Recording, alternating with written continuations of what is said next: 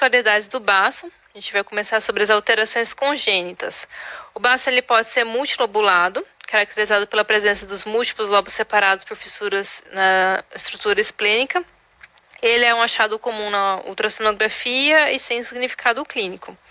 A gente pode encontrar também, muito comumente, o baço acessório, que é um tecido esplênico ectópico, geralmente adjacente ao ilho esplênico.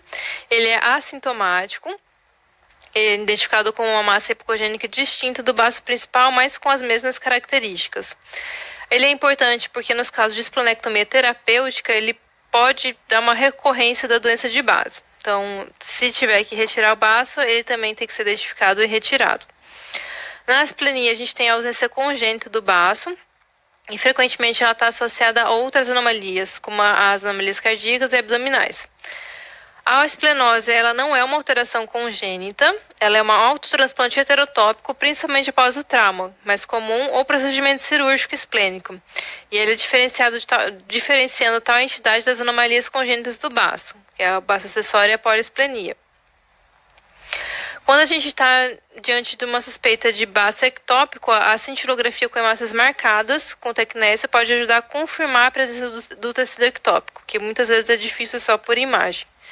Uma imagem convencional, como a tomografia e a ultrassonografia.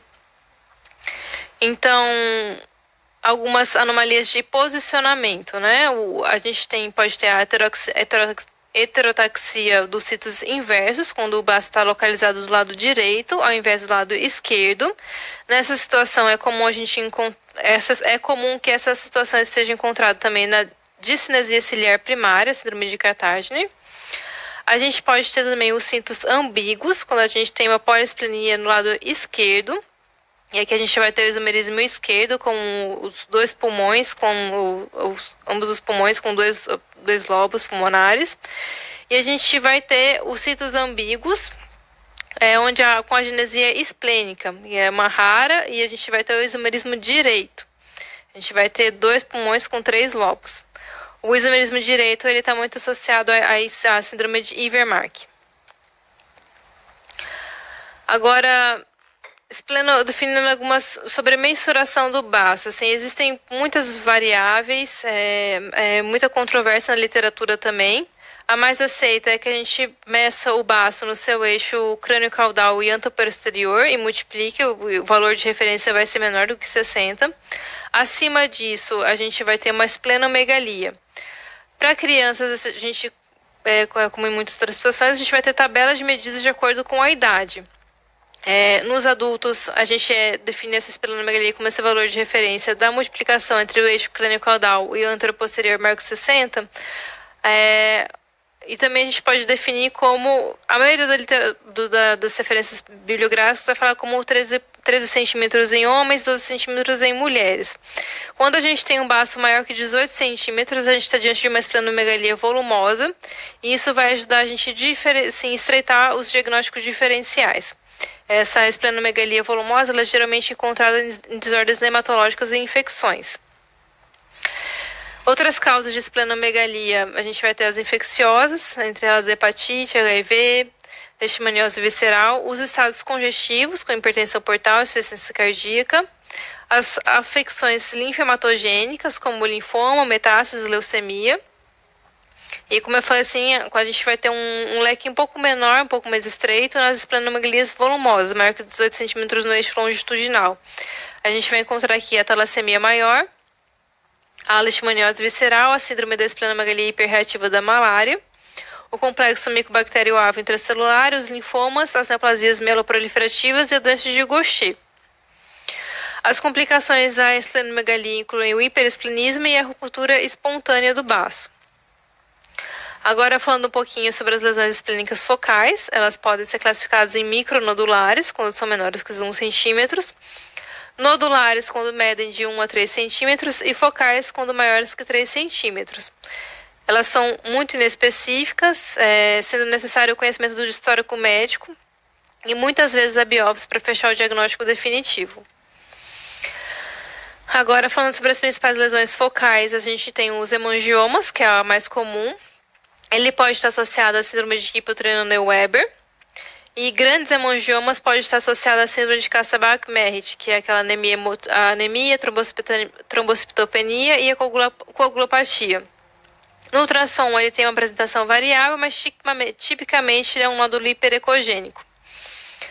Os linfangiomas é uma alteração congênita do sistema linfático, caracterizado pela dilatação dos canais linfáticos. Pode ser isolado ou sistêmico, que a gente vai encontrar a linfangiomatose.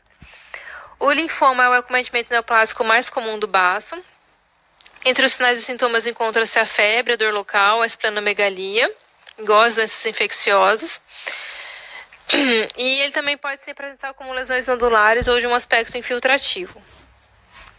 Os cistos esplênicos, eles podem ser verdadeiros, quando na presença de uma camada endotelial, ou falso pseudocisto, pós-traumático. A gente não vai ter essa camada endotelial, porém na imagem a gente não consegue fazer essa distinção. As metástases, elas são incomuns para o braço, sendo o melanoma, a mama ou pulmão algumas das causas. A aparência vai variar entre os métodos de imagem e o achado deve ser valorizado em paciente com antecedente oncológico. As alterações vasculares vai incluir o infarto esplênico, principalmente arterial, onde a gente vai ter a oclusão da artéria esplênica ou dos seus ramos. Dentre as causas de infarto arterial, a gente vai ter uma embolia arterial dos pacientes com anemia falciforme, malignidades, vasculites, arritmias cardíacas. Dentre as causas de infarto venoso, a gente tem a esplenomegalia maciça e a pancreatite. E as lesões, elas vão ter um aspecto variável dependendo do tempo de evolução. Então, ela pode ser mais hipoecóica na fase aguda e mais hiperecóica na fase crônica. A trombose da veia esplênica está relacionada com patologias do pâncreas, principalmente a pancreatite e o tumor. No ultrassom, a gente vai ter um material ecogênico no lúmen vascular associado à ausência do fluxo do perclorido. E na trombose crônica, a gente vai ter a ausência da definição da veia em sua topografia habitual. Na hipertensão portal, a gente vai ter uma proeminência da circulação colateral, perigástrica, periesplênica, retroperitoneal. E a gente pode encontrar também os nódulos sideróticos, que são os nódulos de depósito de ferro em focos de pequenas hemorragias, também conhecido como os corpúsculos de Gama-Gandhi. O trauma pode ser contuso ou penetrante e levar à laceração esplênica, ou pode ser secundária à intervenção médica e iatrogênico. Equivale a gente fazer uma ressalva também pela colonoscopia, pela tração do ligamento esplenocólico. A clínica vai ser caracterizada pela dor no quadrante superior esquerdo. Pode ocorrer também dor torácica esquerda, dor na ponta do ombro esquerdo, que é referida por infiltração, irritação diafragmática, conhecida também como sinal de Kerr, e sinais de hipotensão ou choque. O FAST, ele vai ser útil para a gente determinar a presença do líquido livre, particularmente no abdômen superior. Então, na hemorragia aguda, a gente pode ver alguns focos ecogênicos livres, só que a ausência de líquido livre, ela não descarta a lesão esplênica. Então, é importante a gente estar fazer a avaliação sólida, né, em casos de traumas, né?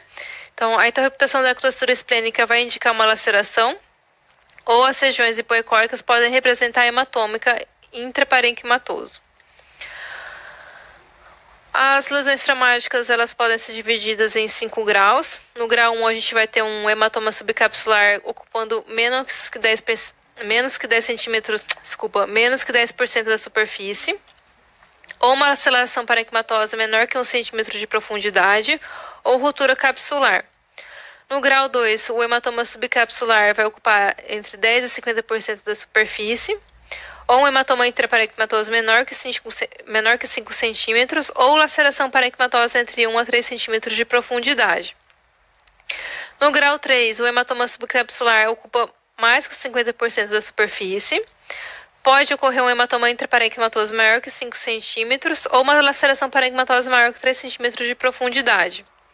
No grau 4, a gente vai ter qualquer lesão na presença de uma lesão vascular esplênica ou sangramento ativo confinado dentro da cápsula esplênica, ou laceração envolvendo ramos segmentares ou hilares que produzem mais que 25% de desvascularização. No tipo 5, vai ter qualquer lesão na presença de lesão vascular esplênica com sangramento ativo que se estende além do baço e no peritônio. Pode acontecer ruptura esplênica tardia em 5% dos pacientes não tratados cirurgicamente. A gente pode encontrar também o pseudocisto esplênico, formação de abscesso esplênico e pseudoanerismo da artéria esplênica. Então, aqui a gente tem, para colocar em prática, um homem de 50 anos de idade, assintomático, com essa lesão esplênica. Então, a gente tem aqui um nódulo hiperecogênico,